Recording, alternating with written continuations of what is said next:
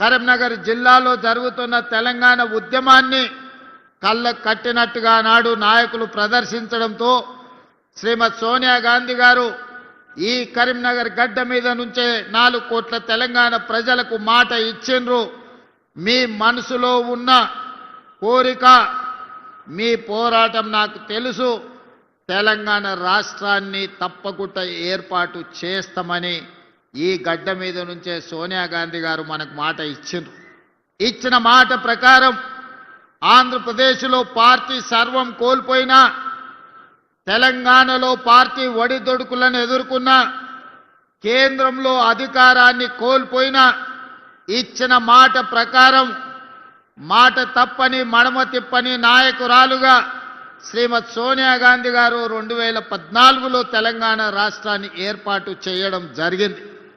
ఈ కరీంనగర్ గడ్డ మీద నుంచి ప్రజల స్పందనను చూసి 2004లో మాట ఇచ్చిన సోనియా గాంధీ గారు ఎన్ని ఒడిదుడుకులు ఎదురైనా ఆంధ్రప్రదేశ్కు సంబంధించిన నాయకులు, పెట్టుబడిదారులు ఎన్నో రకాలుగా అడ్డంకులు, అవాంతరాలు సృష్టించినా వాటన్నింటినీ అధిగమించి సర్వం త్యాగం చేసి 4 కోట్ల తెలంగాణ ప్రజల యొక్క 60 సంవత్సరాల ఆకాంక్షను సోనియా గాంధీ గారు తెలంగాణ రాష్ట్ర రూపంలో మనకిచ్చింది.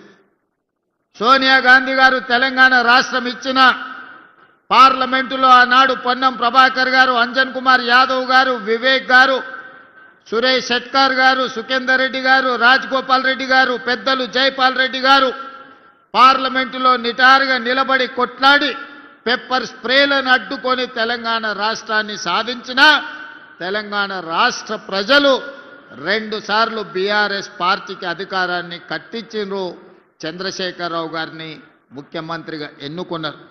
ప్రజా తీర్పును శిరసా వహించి ప్రజా తీర్పులో భాగంగా ప్రజలందరూ కలిసి ఆయనకు ఓటేసినప్పుడు ప్రజాస్వామ్యాన్ని గౌరవించాలని ప్రతిపక్ష పార్టీగా కాంగ్రెస్ పార్టీ వారికి సంపూర్ణమైన సహకారాన్ని అందించారు.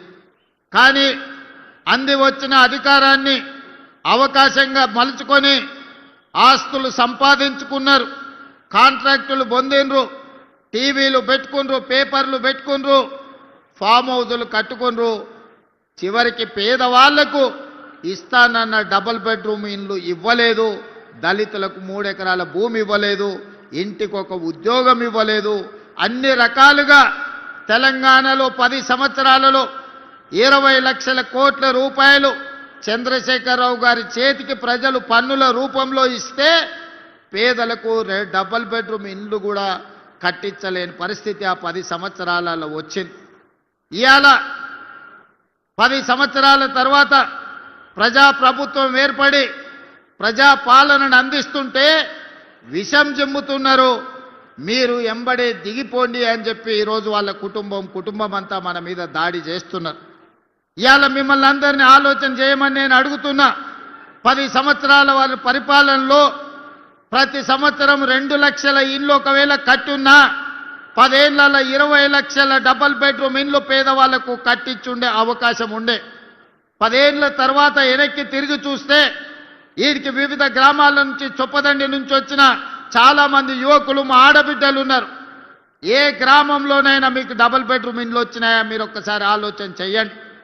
ఏమైనా ఇండ్లు ఉన్నాయంటే 2004 నుంచి 2014 వరకు డాక్టర్ వైఎస్ రాజశేఖర రెడ్డి గారు, సోనియా గాంధీ గారి నాయకత్వంలో కట్టించిన ఇందిరమ్మ ఇండ్లు తెలంగాణ రాష్ట్రం నలుమూలల 25 లక్షల ఇండ్లు కట్టించి పేదవాళ్ల ఆత్మ గౌరవాన్ని నిలబెట్టింది కాంగ్రెస్ పార్టీ. ఆనాడు రైతులు ఎదుర్కొంటున్న కష్టాలు, కాలిపోతున్న మోటార్లు, పేలిపోతున్న ట్రాన్స్ఫార్మర్లను చూసి డాక్టర్ వైఎస్ రాజశేఖర రెడ్డి గారు ఎల్పీ స్టేడియంలో ముఖ్యమంత్రిగా ప్రమాణ స్వీకారం చేసి మొట్టమొదటి సంతకం తెలంగాణ రైతాంగానికి ఉచిత కరెంటును అందించడమే కాకుండా 1300 కోట్ల రూపాయల బకాయిలను, వందలాది వేలాది క్రిమినల్ కేసులను రైతుల మీద ఉంటే ఒక్క కలం పోటుతోని కాంగ్రెస్ పార్టీ రైతులకు ఉచిత కరెంట్ ఇచ్చిన మాట వాస్తవం కాదా?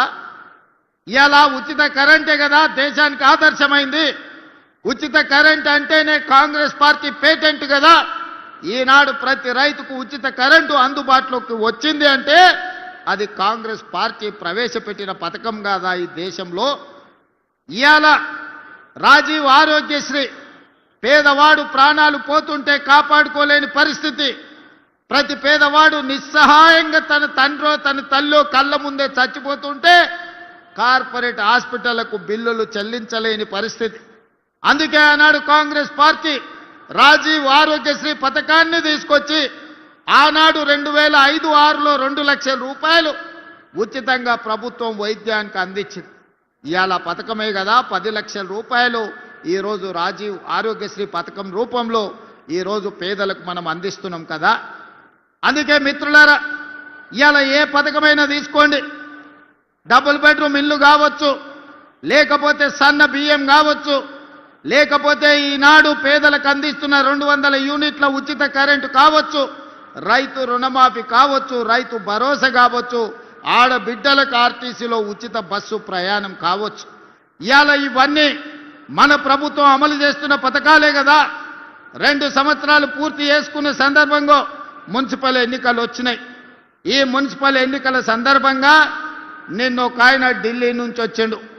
లావు మనగాడు లడాయికి పోతేనంట వెనకాల 3 నూకుడు మనగాళ్ళు వచ్చిరట. భారతీయ జనతా పార్టీ అధ్యక్షుడు, జాతీయ అధ్యక్షుడు నిన్న పాలమూరుకు వచ్చిండు.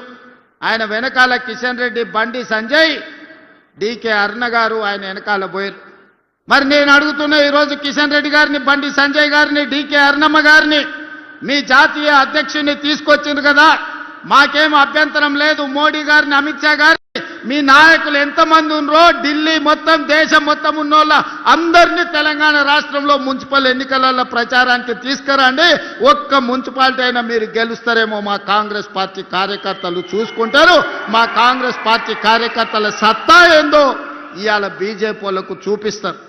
నేను అడగదలుచుకున్న బీజేపీ జాతీయ అధ్యక్షుని 2014లో నరేంద్ర మోడీ గారు మా మహబూబ్నగర్ జిల్లాకు వచ్చినప్పుడు పాలమూరు రంగారెడ్డి ఎత్తిపోతల పథకాన్ని జాతీయ ప్రాజెక్టుగా చేస్తాము అని అన్నాడు. 3 సార్లు మోడీ గారు ప్రధానమంత్రి అయ్యాడు. 12 సంవత్సరాలు బీజేపీ అధికారంలో ఉంది. మీకు చేతులు రాలేదా? పాలమూరు రంగారెడ్డి ఎత్తిపోతల పథకాన్ని జాతీయ ప్రాజెక్టుగా ప్రకటించాలన్న ఆలోచన కానీ మీకు దేవుడు ఇవ్వలేదా అని నేను అడుగుతున్నా.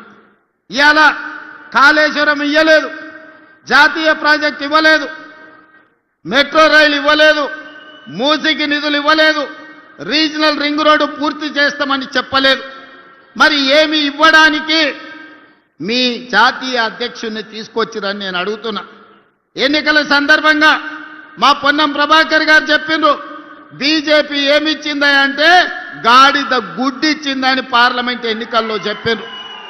ఇవాళ నిజంగానే బీజేపీ జాతీయ అధ్యక్షుడు తెలంగాణ రాష్ట్రానికి వచ్చేటప్పుడు గాడిద గుడ్డు తీసుకొచ్చిండు తప్ప ఆనా పైసా కూడా ఇవాళ ఇవ్వలే.